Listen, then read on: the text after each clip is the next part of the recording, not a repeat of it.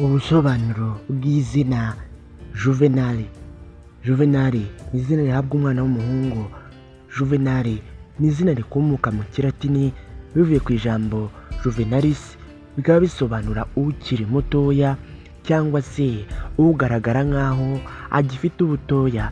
Juvenal ni izina ryamaze ibinyejana byinshi mu Burayi, rikunzwe cyane cyane mu miryango y'Abakristo, nubwo ryaje no gukwirakwira mu miryango y'Abanyafurika. Rino zina Juvenal kandi ni izina rifite abatagatifu benshi, nk'ubwo hari Juvenal wa Narini, uyu yabayeho mu kinyejana cya 4, yari umubishopu cyangwa se umushumba.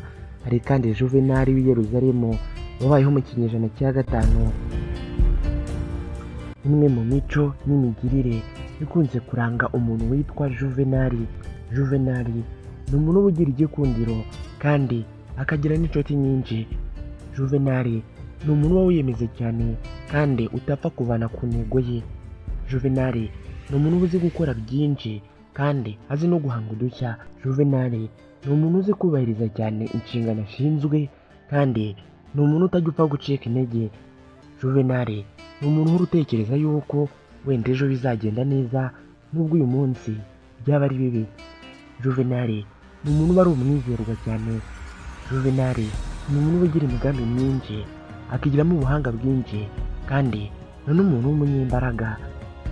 Juvenal ni umuntu ukunda ubusabane kandi ni umuntu uhora wiga cyangwa se wivugurura.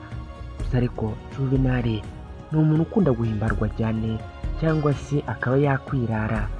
Juvenal kandi ni umuntu wigirira icyizere cyo ku rwego rwo hejuru.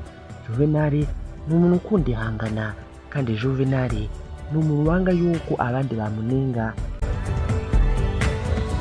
Rino zina Juvenal ni izina ryakunze gukoreshwa cyane mu bihugu nk'u Burundi, Amerika ndetse na Congo. Bamwe mu bantu bamenyekanye cyane kuri rino zina Juvenal harimo Juvenal wari umwanditsi w'igihangange w'imivugo mu bwami bw'Abanyaroma. Hari kandi Juvenal Habyarimana wigeze gutegeka igihugu cy'u Rwanda. Rero niba witwa Juvenal uzi cyangwa uturanye n'umuntu witwa Juvenal, reka nkwifurize kugubwa neza. Reka nkubwire ko gukora subscribe hano hari ikintu cy'ingenzi kuri twe. Naho jye nitwa aimableniyongira, munyemerere duhure ubutaha.